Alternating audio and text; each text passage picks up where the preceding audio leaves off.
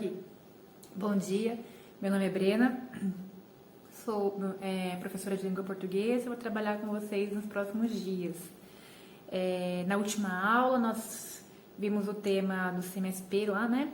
Que era o livro em crise e discutimos como se as pessoas acessam ou não, compram ou não livros, se elas leem ou não. E hoje a gente vai dar continuidade a esse assunto, com base nos slides do CMSP. E vou dar um enfoque na seguinte pergunta, que vai ser apresentada na aula. Você gosta de ler? Sim ou não? Se você respondeu essa pergunta, provavelmente você não refletiu um pouco sobre ela. Como assim? É muito comum que as pessoas reproduzam essa pergunta como se fosse simples dizer se você gosta ou não de ler. No entanto, tem várias pesquisas já científicas que discutem que gostar ou não de ler depende muito do que a gente está falando sobre a leitura. Como assim? Vamos lá. Não é muito comum a gente falar, você gosta ou não de assistir televisão. Você fala mais, olha, eu gosto de assistir determinado tipo de programa. Ou eu não gosto de assistir determinado tipo de programa. Na verdade, recentemente... Quinquinhas, calma aí, menino, tem que trabalhar. Na verdade, recentemente, como tem separado televisão de YouTube, até que tá ficando mais comum a gente até ouvir essa pergunta. Mas e filmes, por exemplo? Eu gosto de assistir que tipo de filme? Ou que tipo de música que você gosta de ouvir? Quando a gente aprofunda para esse lado de dizer o complemento daquilo que daquela ação, isso melhora muito a nossa concepção, a nossa... Ai, que beijo bom! Isso melhora muito a nossa... nosso autoconhecimento sobre aquilo que a gente gosta ou não. E, especificamente, com relação à leitura, isso é muito importante. Porque muitos jovens acreditam que não gostam de ler. Mas não compreendem que, por exemplo, uma mensagem no WhatsApp é um tipo de leitura. E que, se, portanto, ele consome esse tipo de ferramenta na internet, porque ele gosta de ler. Só que ele gosta de ler mensagem de WhatsApp. E eu falo isso com base no quê? Eu falo isso com base em alguns textos que eu li, e com base nesses textos eu escrevi uma dissertação do mestrado. E nessa pesquisa, os alunos com os quais eu trabalhei, durante a entrevista, não percebiam que aquilo que eles praticavam fora da escola era leitura. Então, coisas como trocar mensagem, ler artigos na internet que tem a ver com os assuntos que eles gostam, como, por exemplo, tutorial de maquiagem, tutorial de videogame. Por isso, eu gostaria que vocês, agora na aula de hoje, fizessem o seguinte, ir um pouco além.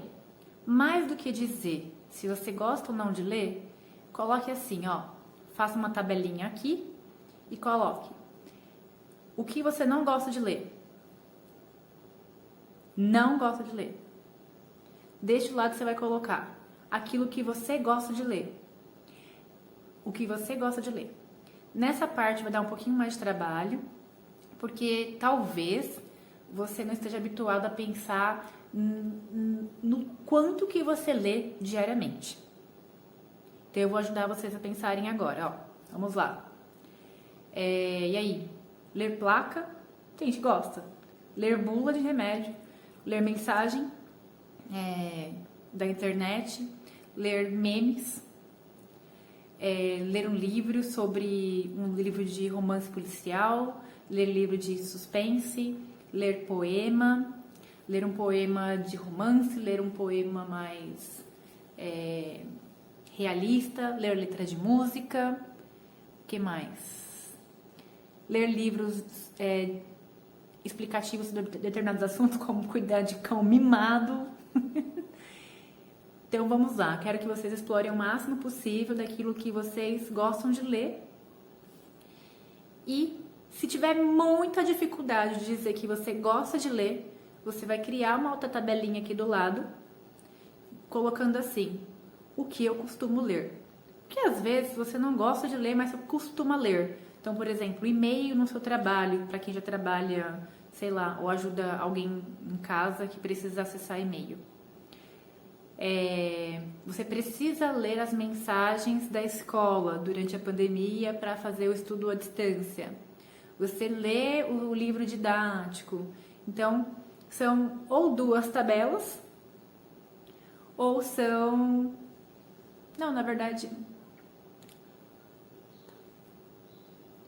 Então, você vai criar a tabela daquilo que você não gosta de ler, a tabela daquilo que você gosta de ler, ou no lugar dela você cria a tabela daquilo que você costuma ler diariamente.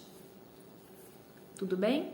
Esse vai ser o exercício da primeira parte da aula. Agora na aula 2. Na aula 2, eu quero que vocês criem 2 frases. Só que na criação dessas 2 frases, vocês vão usar uma palavra meio polêmica. Polêmica porque muita gente tem confundido a maneira de usá-la. Vou colocar assim. Que é a palavra mas. Muita gente confunde o mas com o mais. E isso acontece porque a gente acaba falando mais com i, sai esse som do i, mas na hora da escrita, o mas sem o i tem um sentido completamente diferente daquele outro ali. Então hoje a gente vai exercitar este mas aqui, ó. Este. O mas sem o i. E o que ele significa? Ele significa oposição. Então existe algo aqui que você afirma que em seguida, quando você usa o mas, vai estar contradizendo um pouco aquilo ou se colocando em oposição àquilo. Por exemplo, eu gosto de ler livro, mas não gosto das histórias de terror. O que eu estou querendo dizer? Que então eu gosto de ler livros, mas em oposição a esse meu gosto pela leitura de livros, tem aquele especificamente que é o tema de terror que eu não gosto. Então eu quero que vocês usem isso para expressar os seus gostos pela leitura.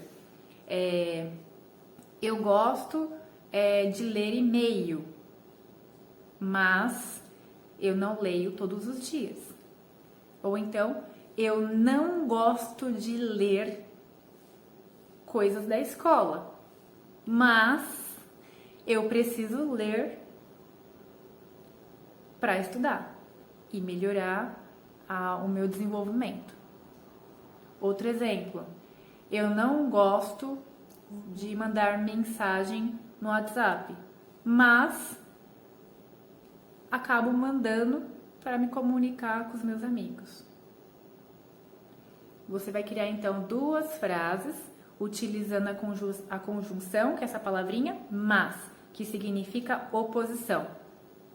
E olha, gente, para algumas pessoas aí pode ser que essa diferenciação entre mas e mais seja algo simples, mas é impressionante o como tem muita gente que tem dificuldade com isso.